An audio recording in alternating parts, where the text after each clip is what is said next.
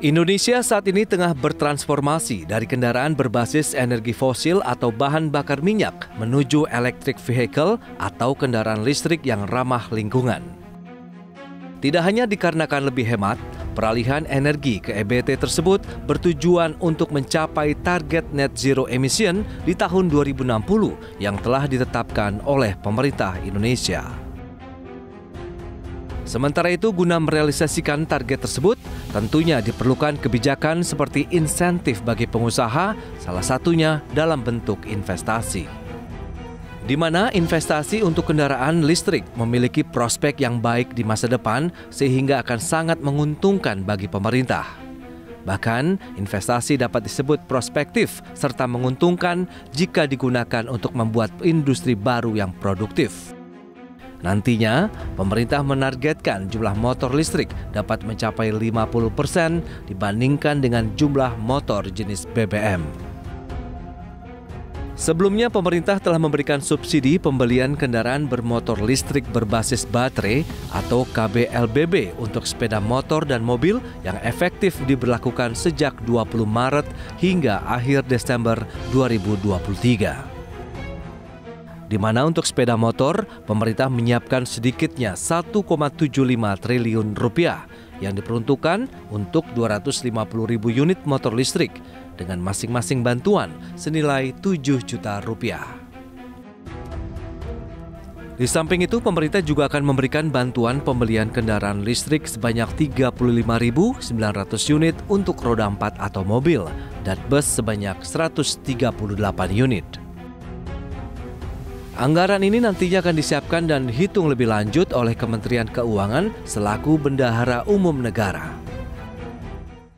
Saudara sekalian, saat ini negara-negara lain termasuk negara-negara tetangga kita mendorong adopsi KBLBB dengan berbagai insentif yang kita tidak menggunakan insentif tapi menggunakan istilah bantuan negara, bantuan pemerintah. Sehingga adopsi massal mulai meningkat dan negara meningkat dan negara mereka menjadi menarik untuk berinvestasi industri KBLBB. Indonesia perlu mengantisipasi hal tersebut dengan memberikan insentif KBLBB agar Indonesia menjadi tempat yang menarik juga untuk produsen KBLBB. Jika program insentif berjalan dengan lancar dan adopsi massal terjadi, industri dalam negeri KBLBB terbentuk dan harga KBLBB akan lebih terjangkau ke depannya ini. Di sisi lain, Menteri Perindustrian Agus Gumiwang Kartasasmita menjelaskan bahwa skema penyaluran bantuan insentif tersebut dimulai dari produsen yang mendaftarkan jenis kendaraan listrik. Oleh karena itu, pihak produsen wajib memenuhi nilai tingkat komponen dalam negeri atau TKDN sekitar 40% sebagai syarat sesuai dalam sistem. Skema penyaluran bantuan pemerintah ya.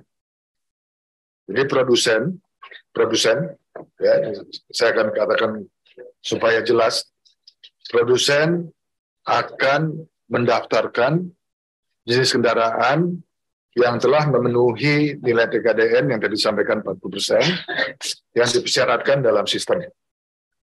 Kalau roda 4 baru 2 yang nilai TKDN-nya di atas 40%, yaitu Ioniq 5 dan Wuling. Kalau untuk roda 2 ada 3. Ada 3. Ada Gesit, ada Volta, ada satu lagi itu VR. Gesit, Volta sama Celis, Pak. Ya, yang di atas 40%. Nah, adapun sejauh ini telah terdapat 2 produsen kendaraan roda 4 yang memenuhi syarat TKDN, yakni Hyundai dan Wuling. Sedangkan untuk kendaraan roda diantaranya adalah Gesit, Volta, dan Celis yang telah memenuhi syarat TKDN 40%. Lantas, apa saja strategi pemerintah guna memastikan penerapan kendaraan listrik dapat berjalan sesuai rencana? Simak perbincangannya bersama Kepala Badan Pengembangan Ekonomi dan Keuangan Digital Kadin Indonesia, Pandu Sahrir, hanya di Spesial Dialog.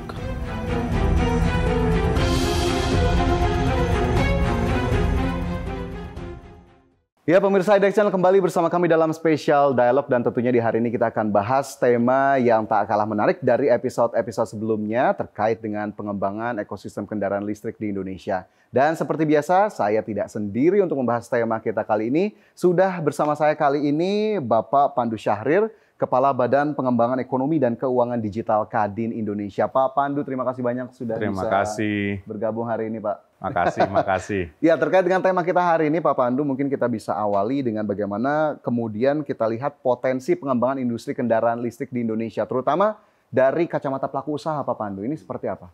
Wah, menurut saya potensinya luar biasa ya, apalagi dengan sekarang masalah lingkungan hidup yang di kota-kota besar seperti Jakarta, urusan polusi. Saya rasa banyak stakeholder, termasuk ya warga negara atau warga ibu kota merasa ini suatu kebutuhan sekarang. Karena kan dari sisi polusi udara aja salah satu masalah terbesar adalah dari sisi transportasi. Jadi ya sekarang udah mulai terasa demand-nya, keinginannya untuk berubah. Nah kebetulan memang juga kalau kita lihat tren-tren di negara-negara besar, contohnya di Amerika, di Cina, dan sekarang di India, memang push ke EV itu atau electric vehicle itu amat besar. Jadi sekarang ngomongnya berapa persen penetrasi. Jadi kalau kayak contoh sekarang di Cina, 1 dari 3 dari mobil baru adalah mobil listrik. Sama juga dengan di Amerika, malah Amerika membuat peraturan namanya Inflation Reduction Act yang fokus untuk mengubah semuanya menjadi mobil listrik atau kendaraan listrik. India pun sekarang sudah mencapai 5% ya kan penetrasi. Jadi ini global trend menurut saya. Nah, di Indonesia sendiri masih 0, juga masih rendah, 0,1, 0,2. Tapi buat saya kalau kita sebagai pelaku usaha ini sesuatu yang sangat menarik sih menurut saya ke depan. Karena Anda udah lihat dari top 3 countries, top 4 countries di dunia semua udah arahnya ke sana. Oke, jadi potensinya besar. Potensinya sangat besar. Dan pelaku usaha harusnya sudah mulai dari sekarang. Ya, insya Allah ya. Kita nggak tahu karena banyak juga orang dengan perubahan tuh kan pasti ya takut-takutnya pasti ada lah. People don't like change. Tapi menurut saya change is inevitable, pasti terjadi. Jadi kalau saya bilang ke teman-teman di perusahaan ya kita bilang either kita berubah atau kita yang diubah. Karena ini menurut saya inevitable trend lah yang terjadi. Inevitable trend dan opportunity begitu ya. Betul. Untuk kesempatan. Oke, baik itu kesempatan untuk kemudian pelaku usaha. Tapi kalau kita lihat dari masyarakatnya sendiri kan bisa kita bilang cukup awam ya, Pak Pandu ya. Ini masih cukup baru. Nah, pengembangan ekosistem kendaraan listrik ini realistis atau tidak kalau kita sebut sebagai target? Apakah ambisius jangan-jangan kita sebutnya? Kalau dari sisi pemerintah katanya mereka pengen 1 dari 2 kendaraan listrik tuh yang baru 2030 udah dijual. Jadi 50% lah kasarnya yang baru ya kan. Jadi itu menurut saya bagus karena paling nggak ada visi mau ke arah kemana. Nah dari sisi pencobaan saya rasa sih positif ya karena orang yang sudah mencoba mobil listrik atau motor listrik merasa sebenarnya jauh lebih nyaman gitu loh dari sisi. Nah sekarang tinggal supply-nya. Jadi ini kan antara chicken and egg problem. Apakah bangun dulu terus orang beli atau orang demand, lapar baru dibuat. Dan itu pasti ada lag time. Tapi my view sekarang sih sebenarnya bukan apakah akan dibeli, tapi kapan akan dibeli. Apakah penetrasi itu mencapai 30% tahun 2035 kah, 2030 kah? Itu sebenarnya pertanyaan utamanya. Dan saya ngelihatnya ini perumpamannya mirip dengan bisnis e-commerce, fintech. E-commerce mulai 2010, 2009 ya kan. Tapi benar-benar melonjak 2017-18. Butuh waktu. Ya kan. Tapi sekarang ya kamu pasti juga beli lewat. Everyone. Semua belinya di situ di ibu kota besar ya. Terus untuk melakukan transaksi itu mungkin baru mulai 2015-16 kita masih bayar pakai cash. Yeah. Sekarang Anda kalau beli kopi atau beli manapun di bursa atau di mana pasti mainnya HP. Scan, e-wallet dan itu terjadi dalam waktu 5-6 tahun. Jadi feeling saya rasa mungkin akan takes time, tapi mungkin lebih cepat daripada yang kita perkirakan dari sisi adopsi. Oke, dari sisi adopsi begitu ya. Dan tapi kalau dari sisi bisnisnya sendiri kan tadi ya Pak Pandu juga sudah nyebutin di beberapa negara terutama Amerika, China. Ini kalau untuk melihat situasi dan kondisi di Indonesianya cukup yakinkah untuk bisa dikembangkan? Karena Indonesia punya raw material yang besar. Jadi kita punya nikel. Nah, nikel itu bisa kita kembangin untuk masuk dari hulu ke hilir. Pengembangan baterai. Dari bisnis baterai Anda bisa bikin mobil, Anda bisa bikin motor karena baterainya kita yang buat. Dari situ kita bisa kembangkan buat Asia Tenggara ataupun lebih luas. Jadi yang memang unik mengenai Indonesia specifically karena raw materialnya ada di Indonesia. Jadi udah benar menurut saya sih program pemerintah udah benar untuk mengembangkan hulu ke hilir. Hilirisasi dari si nikel misal contohnya begitu ya. Contohnya nikel. Oke, tapi kalau untuk industrinya, tadi kan kita dari pelaku usahanya, dari masyarakatnya, dari industri otomotifnya sendiri untuk produce itu sudah siap belum, Pak Pandu melihatnya? Ya, kalau siap menurut saya per hari ini harus disiapin.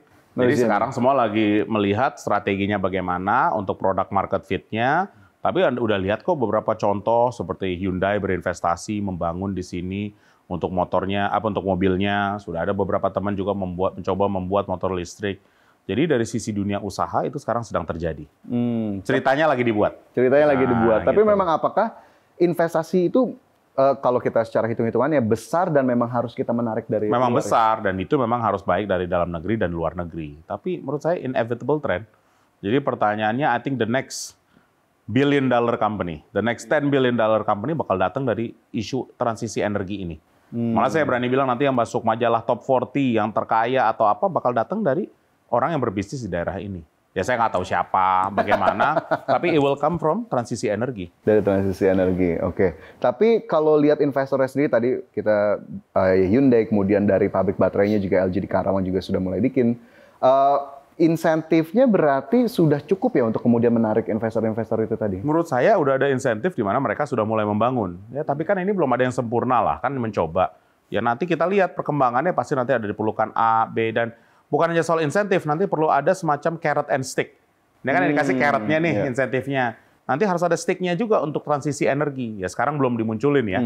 Tapi in due time itu pasti akan terjadi. Contohnya kayak di Amerika, Inflation Reduction Act itu kan carrot and stick. Ya kan? Jadi untuk mengubah bagaimana untuk Amerika sendiri bisa mengubah full menjadi EV di seluruh Amerika.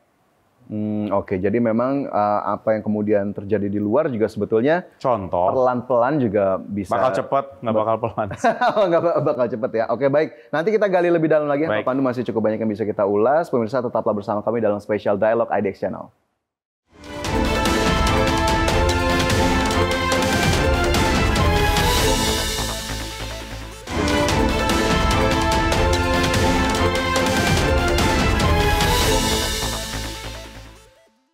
Ya pemirsa, kembali lagi bersama kami dalam Special Dialog IDX Channel dan kembali kita lanjutkan diskusi kita hari ini bersama dengan Bapak Pandu Syahrir, Kepala Badan Pengembangan Ekonomi dan Keuangan Digital Kadin Indonesia. Pak Pandu, tadi kita sudah ulas beberapa pertanyaan begitu ya. Saya ingin berlanjut ke berikutnya. Ini untuk inovasinya sendiri untuk pengembangan ekosistem kendaraan listrik di Indonesia. Apalagi yang harus dilakukan sebetulnya inovasi-inovasi? Oh banyak, karena Anda harus membuat market yang cocok dengan Indonesia. Jadi misalnya kalau di luar negeri mungkin 3-seater, di Indonesia mungkin harus 7-seater karena keluarga, ya kan? Kayak pembuatan mobil-mobil tuh harus sesuai bukan hanya dari sisi spek, tapi juga dari sisi harga. It has to fit the price untuk masyarakat Indonesia membeli mobil. Jadi banyak sekali keunikan tentang Indonesia untuk para pengusaha yang ingin membuat mobil atau motor yang harus disesuaikan dengan keinginan konsumer. Kenapa orang willing to do it? Karena konsumernya besar sekali. Jadi itu kenapa menurut saya market ini sangat menarik. Ya kan dibandingin semualah di dunia, Indonesia itu sebenarnya salah satu yang paling menarik untuk 4-wheeler dan 2-wheeler. Oke, jadi memang akhirnya disesuaikan dengan kondisi yang ada di Indonesia begitu ya. Lantas untuk masyarakatnya sendiri Pak Pandu, ini edukasi dan sosialisasi perannya di mana nih untuk kemudian adopsi kendaraan listrik Nah itu balik ke bisnisnya juga. Karena sekarang gara-gara polusi udara ini semua juga nanya yang sama. To be honest, udah mau sendirinya kok sekarang. Nah sekarang adalah barangnya bagus nggak? Suka nggak? Jadi itu sekarang balik ke produk.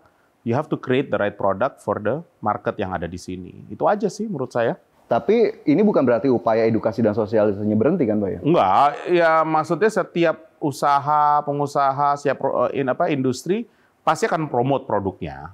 Sekarang aja udah kelihatan kan? Ya, saya contoh beberapa tadi yang saya sebut nama-namanya. Sekarang udah kelihatan kan iklan-iklannya gitu loh. Jadi ya lumrah lah, business as usual. Menurut saya di sini. Oke, jadi memang masih cukup masyarakatnya sudah mulai aware dengan dirinya. Jadi malah nyari kan, karena kan kalau 3-in-1 sekarang kalau di Jakarta contohnya kalau mobil listrik bisa anytime kan. Oh iya, jadi udah ada insentif tersendiri untuk masyarakatnya. Tapi kalau kita bicara soal, tadi insentif udah disinggung ya Pak Pandu ya untuk kemudian pelaku usaha. Tapi ada nggak sih mungkin keraguan-raguan dari pelaku usaha yang memang belum bisa masuk ke Indonesia karena berbagai hal gitu, apakah hilirisasinya juga belum oke, pengolahannya segala macam. Menurut saya sekarang lebih taking the next step pembuatan baterai. Dari si buat baterai maybe takes 3-5 tahun, habis itu bisa di off-take. Sebenarnya ini lebih waktu lah, menurut saya sih it's time. Jadi yang penting juga nanti ke depannya, kita juga mau masuk tahun pemilu kan, Jadi yang penting adalah nanti siapapun nanti yang menjadi presiden, diteruskan saja ini. Karena ini udah bagus buat Indonesia. Oke, karena pabrik baterai kemarin juga Pak Bahlil nyebutnya Februari 2024 udah mulai produksi pelan-pelan nih. Tapi pelan-pelan. karena it takes time untuk bisa langsung besar kan. Jadi menurut saya jangan lupa investasi ini semua investasi jangka panjang. Jadi selain penuhi domestik nanti untuk EV, harusnya Bisa buat kita bisa keluar juga ya? Bisa. Tapi poinnya adalah sekarang bangun dulu. Kita harus sadar bahwa ini semua investasi jangka panjang dan memang bagus buat Indonesia. Iya. Jadi ya sekarang ya ini kan sekarang masuk tahun politik. Saya ulang lagi nih kenapa? Karena semua pengusaha, semua industri juga was-was. Ini gimana ya artinya nanti apakah siapapun yang nanti menjadi presiden meneruskan? Ya siogianya kami ya di Kadin ya tentu akan bilang, Pak, this has give very positive result. If it's not broke, why fix it? Kasarnya kita kan. Yeah. Sekarang kita coba lebih sempurnakan aja apa yang ada. Kita lanjutin terus. Itu yang paling penting sih menurut saya. Oke, Jadi baik. ini juga salah satu pesan-pesan juga karena banyak yang teman-teman yang invest di saham, etc. Kita harus sadar ya siapapun nanti yang menjadi penerus pemimpin bangsa ini, masalahnya kan sama semua. Iya. Isu yang harus dihadapin sama semua. Tapi bagusnya sekarang kita udah tahu mana yang bekerja. Kita fokus aja di situ yuk. Ya udah oke ya, lanjutkan saja begitu ya. Aja. Oke, tapi kalau ngomongin pengembangan ekosistem kendaraan listrik di Indonesia, Pak Pandu, peta jalan yang dibuat pemerintah nih sebetulnya kalau kita bisa nilai nih, ini udah seberapa jauh dan sudah oke gitu. Menurut saya sesuatu ini kan kayak bayi nih, baru banget ya, belum ada setahun. Jadi menurut saya ambisinya udah pas. Visinya juga udah pas, ya kan? And the mission juga udah pas nih. Sekarang adalah eksekusinya.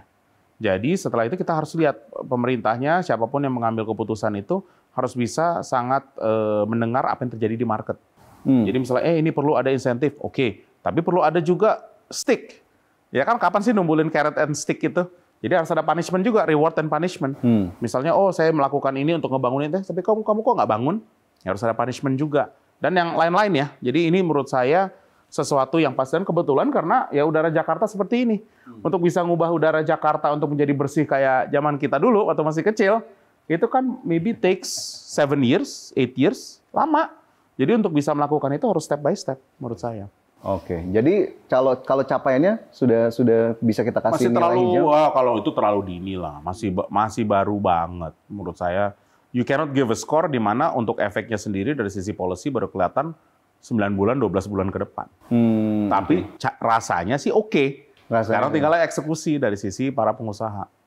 Oke, tapi kemarin juga pemerintah kan sebut akan ada insentif juga dari Kemenperin begitu ya untuk kemudian impor CBU-nya kalau dari luar gitu. Nah, ini sebetulnya agak bertentangan dengan mendorong produksinya dari dalam negeri. Nggak juga, kan untuk ngebangun produksi perlu waktu. Anda kalau besok misalnya saya mau beli motor listrik atau mobil listrik, dapatnya gimana? Nggak bisa, emang harus Sementara import. di sini belum berproduksi. Dan juga Anda perlu melakukan import, kenapa? Karena Anda perlu cash flow-nya untuk bisa ngebangun. Iya dong, kalau itu nggak mungkin jalan. Jadi ya nggak apa-apa import tapi jelas. Misalnya Anda import 20.000, Anda dapat misalnya keuntungan misalnya 10, ya Anda harus bangun juga untuk bisa offset yang 10 itu. Kalau enggak ya silakan, makanya saya bilang carrot and stick gitu loh. Menurut saya sih oke-oke aja, asal Anda membangun investasinya di sini. Oke, jadi dua-duanya itu lebih tetap soal berjalan. time lag. Ya kan untuk ngebangun pabrik 12-15 bulan minimum. Untuk keluarin barangnya terima. Jadi gimana 18 bulan nggak ada motor, nggak ada mobil listrik? Ya, sementara masyarakat udah udah gitu butuh. ya. Nah itu kenapa ya kita harus lihat dari luar negeri yang udah bangun. Oke, jadi memang seiring sejalan, Seiring tetap dilakukan begitu ya, memenuhi permintaan dan juga supply bisa terjaga. Baik, Pak Pandu, kita masih punya satu segmen lagi. Nanti kita lanjutkan dan pemirsa tetaplah bersama kami, Special Dialog segera kembali.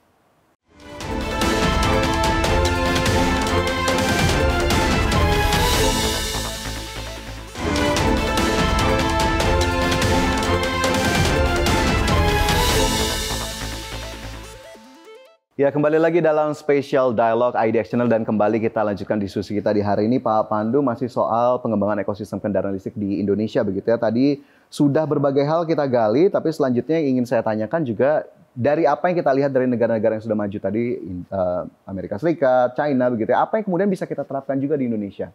Nah, kalau itu menurut saya Amerika Serikat, China, India juga salah satu contoh ya. Memang pengembangan SDM yang mungkin paling perlu kita lakukan. Sekarang nih kita udah masuk di Indonesia GDP 5.100 GDP per kapita. Jadi udah masuk ke bahasanya, kerennya kalau World Bank udah masuk ke middle income. Nah sekarang challenge kita bagaimana kita bisa masuk upper income. Kalau nggak kita kena namanya middle income trap bahasa kerennya. Ya mana ya Anda nggak bisa bertumbuh lagi. Nah, di situ tuh menurut saya taruhan kita semua di SDM. Ini mau kita ngomong soal transisi energi, etc., baliknya ke SDM. Jadi memang ya buat saya fokus kalau dari sisi investasi, risk terbesarnya bagaimanakah kita pengembangan SDM. Nah, SDM itu ada dua. Satu pendidikan, keduanya kesehatan. Nah, bagaimana investment di sektor pendidikan dan kesehatan. Nah, kesehatan itu menyangkut juga urusan lingkungan hidup. Karena quality of life. Quality of life menyangkut juga adalah soal polusi. Yang baliknya lagi ke transisi energi ini untuk pembuatan EV, ya kan? Jadi ya saya sih merasa ini mungkin yang paling penting buat negara kita itu bagaimana pengembangan sumber daya manusia kita. Karena kita sekarang ada ya take it or leave it 280-300 juta masyarakat, siap orang tuh shareholder ke negara ini. Bagaimana output dari setiap negara itu bisa naik per orang ya, untuk menaikkan output itu mau nggak mau balik ke pendidikan dan kesehatan. Pendidikan untuk menaikkan output, kesehatannya buat apa? Longer life. Ya kan, jadi ini menjadi sesuatu dua hal yang menurut saya paling fundamental. Oke, lantas rencana ya Pak Pandu di sini mewakili Kadin begitu ya. Apa rencana dari Kadin untuk kemudian dua hal tadi untuk kesehatan dan juga SDM, terutama terkait transisi energi? Ya, jadi kalau pendidikan buat saya paling penting bagaimana kita meningkatkan investment di sisi pendidikan dari hulu ke hilir. Jadi sangat simpelnya bagaimana membuka untuk misalnya private sector bisa investasi. Nah, itu balik lagi bagaimana pembukaan misalnya vocational school, short term aja deh. Bagaimana peningkatan skill set, upskilling, itu paling penting. Kedua, juga memang yang lebih fundamental harus kerjasama dengan pemerintah, pendidikan baik dari sisi TK, all the way sampai universitas. Dari sisi universitas lah peningkatan R&D. Kenapa? Research. Itu yang paling penting, karena otaknya di situ. Kalau urusan kesehatan, bukan aja soal pembukaan klinik, rumah sakit, tapi bagaimana peningkatan buat dari sisi suster, dari sisi dokter, dan kita harus bisa terima juga knowledge dari orang luar negeri, mau nggak mau, karena kompetisi kita udah global.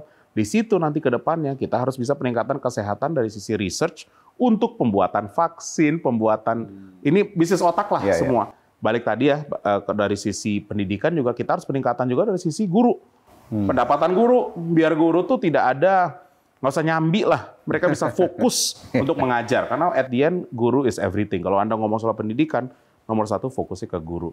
Nah, balik kedua itu, balik ke transisi energi. Karena semua urusannya quality of life.